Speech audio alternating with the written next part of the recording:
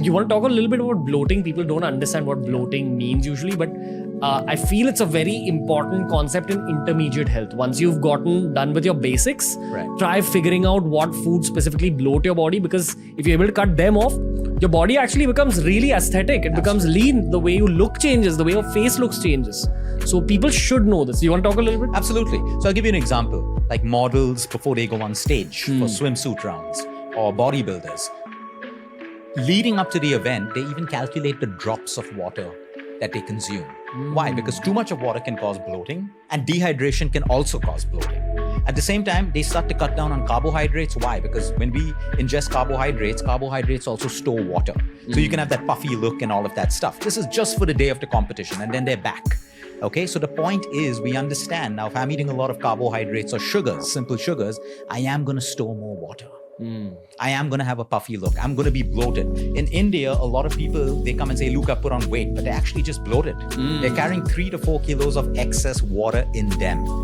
And then as you start to work with their food and their lifestyles, they said, hey, my stomach's flat. Wow, it's gone. You were never fat. You were bloated. So bloating is trapped gas or trapped water. Food can be a cause, like gluten, if you're intolerant. A lot of people eat gluten and they're fine.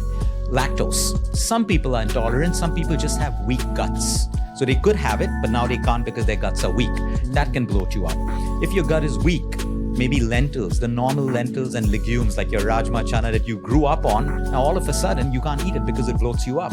Why does this happen? Like, why does your body develop intolerances towards gluten, lactose, or lentils later on in life? Like, what's happening inside your body? Okay, let me give it with an example. I will develop an intolerance to a person, okay, if I start to become weak and insecure about that person, or that person becomes like a stronger threat to me.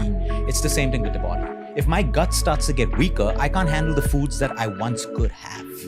Or because food's changing today, there's a lot of GMO and all of that stuff, pesticides in our food. Now that's a threat, but technically our body should be able to handle it. But if I'm not weak enough to handle it, now that becomes a threat in my body. So when we suddenly get an intolerance, it's because poor gut health and poor liver health. And our liver is dealing with pollution, pesticides. So if we don't maintain a clean liver, that's the seat house of allergies. So when you go to a doctor to check allergies, you get a tablet.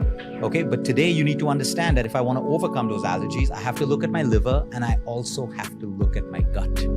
Because they both work together to prevent allergies, fight allergies. So if I have weakness in either of these organs, I am going to be prone to more and more allergies. And then there are some allergies which you're born with and it will continue.